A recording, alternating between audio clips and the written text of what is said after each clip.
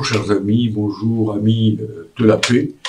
C'est aujourd'hui de la question angoissante s'il en est de la guerre d'extermination que je voudrais vous entretenir dans cette vidéo, disons,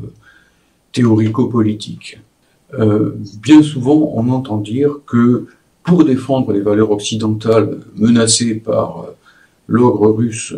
et par le dragon chinois, eh bien, il faudrait être prêt à aller jusqu'à la guerre directe entre l'OTAN et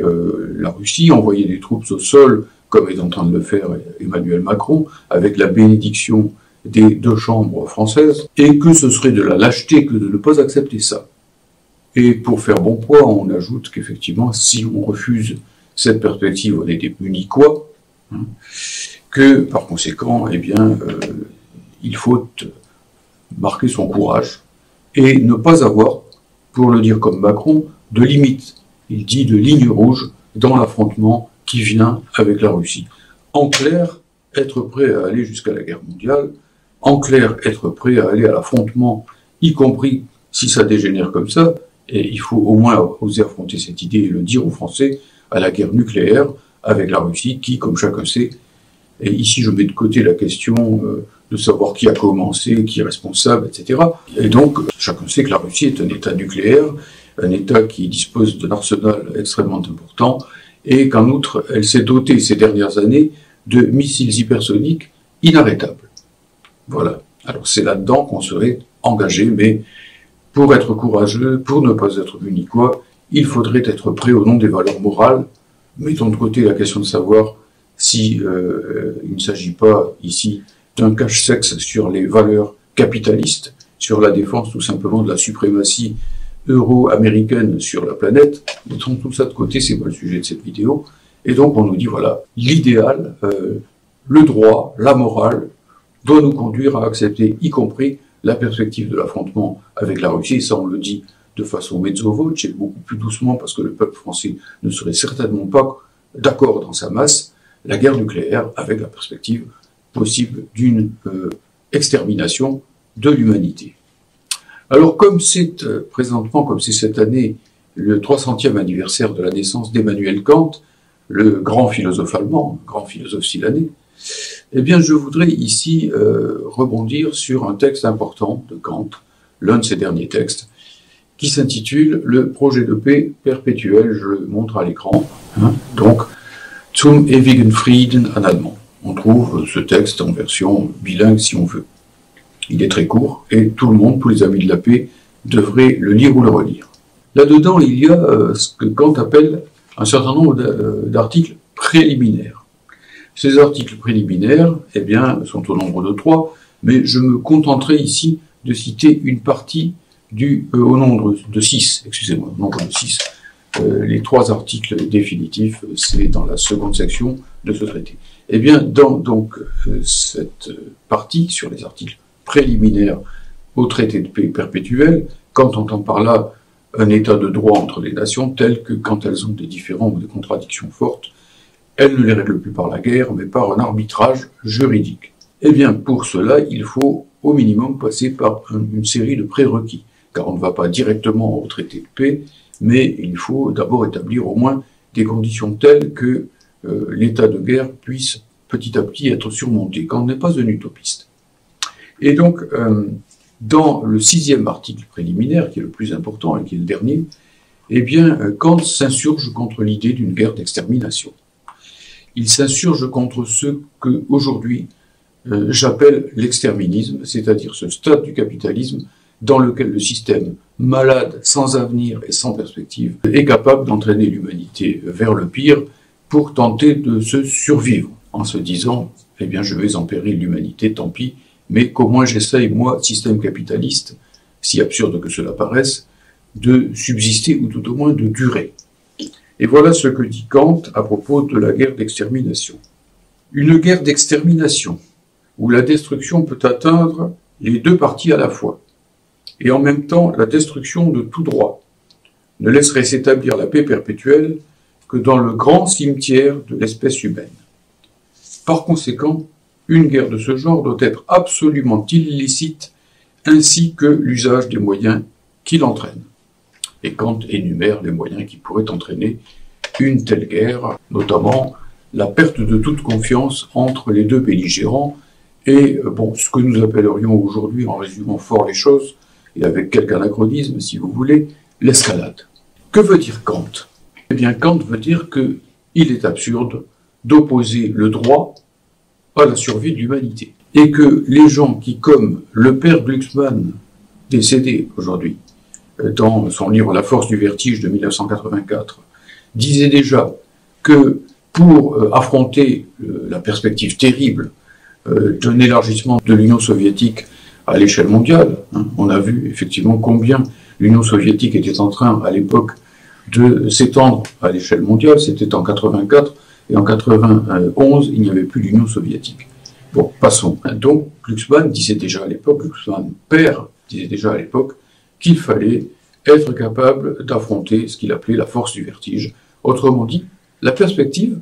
de ce que, sans sourire, je ne peux pas sourire pendant une telle vidéo, même je le voudrais, il appelait ce chevalier à la triste figure, il appelait déjà la seconde mort de l'humanité, c'est-à-dire ce qu'il appelait aussi la disparition ou l'extinction sans reste ou exhaustive de l'humanité dans un échange de fusées nucléaires. Il disait quelque part dans ce livre, je cite de mémoire, « Je préfère succomber dans un échange de Pershing 2 et de SS-20 avec mon enfant que j'aime, plutôt que risquer le voir entraîner dans une Sibérie planétaire, c'est-à-dire dans le communisme, dans le communisme soviétique. » Et donc là-dedans, eh bien, il nous détaillait cette idée qu'il fallait être prêt, plutôt mort que rouge, comme on disait à l'époque, de façon beaucoup plus brève et beaucoup moins philosophique,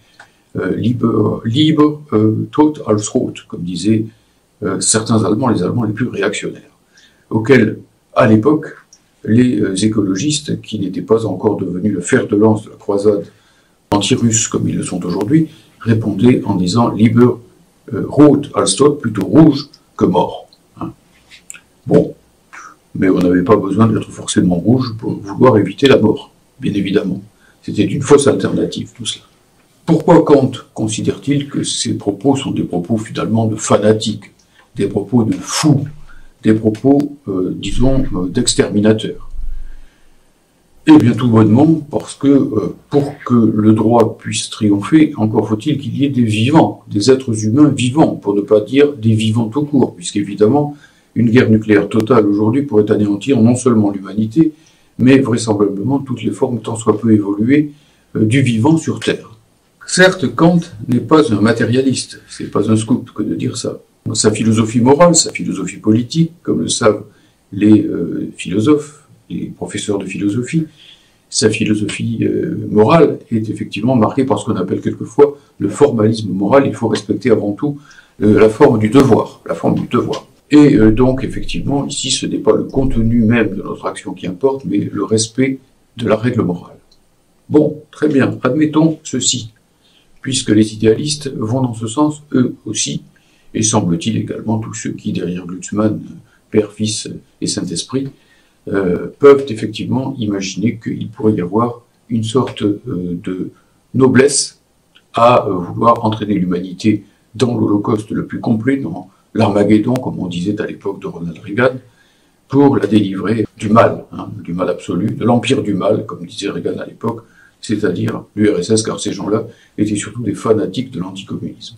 Or, c'est Kant lui-même qui nous dit que c'est absurde, car la forme même du devoir, c'est-à-dire la nécessité de toujours respecter la règle morale, implique de respecter aussi ce qui rend possible la règle morale, c'est-à-dire l'existence de sujets moraux. C'est-à-dire, en l'occurrence, puisque il n'est pas attesté jusqu'à preuve du contraire aujourd'hui qu'il y ait des êtres vivants et pensants ailleurs dans l'univers, en tout cas, nous devons faire comme si nous étions les seuls, c'est ça la règle morale, eh bien on ne peut pas, au nom de la morale, au nom du droit, envisager seulement, ne serait-ce qu'envisager l'idée d'une guerre d'anéantissement. Bref, défendre les droits de l'homme en mettant en danger sciemment, en se disant on verra bien, so what, comme disent les anglo-saxons, l'existence même de l'espèce humaine, et à tous les coups, l'existence même de la population française, car imaginons que simplement 1 ou 2 missiles hypersoniques frappent la France avec leurs têtes séparées, et cela à une vitesse 8 ou 9 fois supérieure à celle du son, il n'y aurait plus de France. Eh bien, évidemment, tout ça est profondément immoral. Non seulement ce n'est pas conforme au désir légitime des êtres humains de vivre et de laisser vivre leurs enfants et de prolonger leur espèce,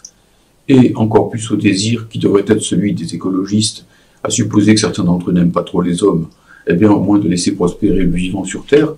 mais en plus ce n'est pas conforme à la règle morale, au droit lui-même. Car, encore une fois, pour qu'il y ait droit, il faut qu'il y ait des sujets du droit, des êtres qui soient assujettis au droit et qui, par leur raison pratique, dirait Kant, soient capables effectivement de mettre en œuvre les lois morales. C'est QFD, ce qu'il fallait démontrer. Par conséquent, lorsqu'à l'avenir, vous entendrez dire que, eh bien oui, bon voilà, il faudra être courageux, bomber le torse, envoyer des gens, notamment des Français, se faire tuer en Ukraine, eh bien vous pourrez répondre, oui, bon, vous êtes donc d'accord pour que ensuite il y ait l'escalade entre les Russes et l'OTAN, car la France fait partie de l'OTAN, que je sache, si les Russes ripostent sur les Français, ou sur les Polonais qui vont aussi, semble-t-il, s'embarquer dans ce navire, et donc pour qu'ensuite il y ait une guerre entre l'OTAN et la Russie. Et qui peut jurer qu'elle ne dégénérera pas en guerre nucléaire, ou plutôt qui ne voit pas qu'elle dégénérera fatalement en guerre nucléaire dès que l'un des deux camps verra qu'il perd pied et qu'il est sur le point de perdre, et que donc l'autre ripostera, et ainsi de suite, jusqu'à l'anéantissement. Et là vous répondrez, parce que c'est irréfragable, que bien une guerre nucléaire doit absolument être prohibée, qu'il faut absolument faire en sorte que on n'en crée absolument pas les conditions de quelque côté que ce soit. Évidemment, ça vaut aussi pour la Russie, ça vaut aussi pour la Chine, ça vaut pour tous les pays du monde. Mais il se trouve que je suis français, que je parle la langue française et que je m'adresse à des Français pour commencer, et que donc effectivement, eh bien, je leur dis au moins que ce ne soit pas nous, les Français, qui à travers un président illuminé et qui se rêve déjà un impérator de l'État fédéral européen et de l'Europe atlantique, arrimée à l'OTAN, eh bien que ce ne soyons pas nous qui déclenchions cette escalade au lieu de chercher ce qui était l'évidence même, les conditions de la désescalade, les conditions de la négociation et les conditions, mais pour cela encore faudrait-il que la France redevint un pays indépendant de l'OTAN et de l'Union européenne, les conditions de l'indépendance nationale et de la paix qui plus que jamais sont liées l'une à l'autre à notre époque. Merci de votre écoute, même si c'est un petit peu difficile, et surtout, lisez Kant, pas seulement parce que c'est son 300e anniversaire, mais parce que il nous donne des armes pour défendre la paix, c'est-à-dire dans les conditions modernes, la vie.